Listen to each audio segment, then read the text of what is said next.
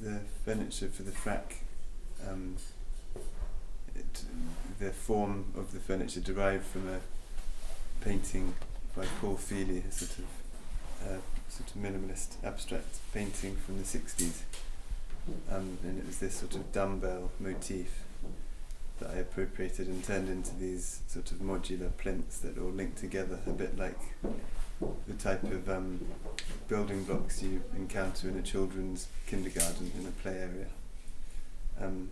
then the other display vitrines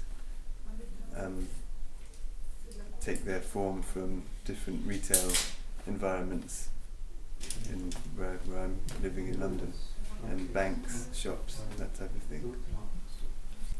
Yeah, it seemed like a nice idea. It wasn't the intention for the furniture or for the environment, but I could see the logic, and in a way it sort of, I have to agree because it tests the functionality of these pieces of furniture, and so it's quite nice that I have the opportunity to utilise them first and set the precedent, so then in later exhibitions perhaps people can refer back to this way of dealing with the furniture. But yeah, so on a few levels it made sense to me. I don't know how it's going to look. It's a completely different aesthetic because you've got the contrast between the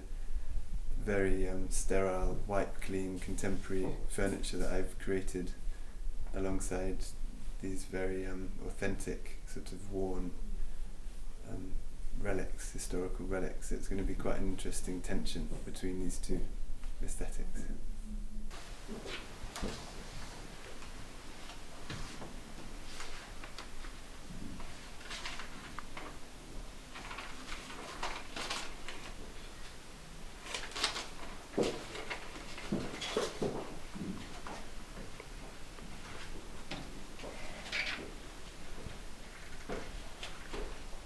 It's hard to generalise because there's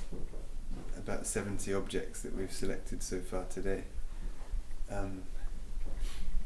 I've deliberately just done it based, well, essentially on intuition, on hunch. I'm just walking around trying to see which things grab my attention, and then the same as with anything I make when I'm in a shop, a thrift shop or an antique shop or a high street shop, and you're stopping and you're pausing and you're trying to decide what it is that's drawing you to this, whether it's association, memory, novelty, functionality, just trying to, and so every object I've had to go through that same series of questions before I choose it.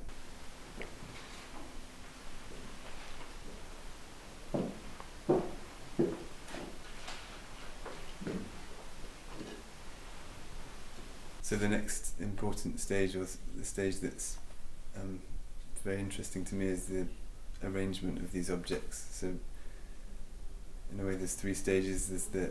design of the structure upon which we place these objects, there's the objects themselves, and now the way we arrange them, the way we display them. And I think it's through these combinations that any sort of poetic readings might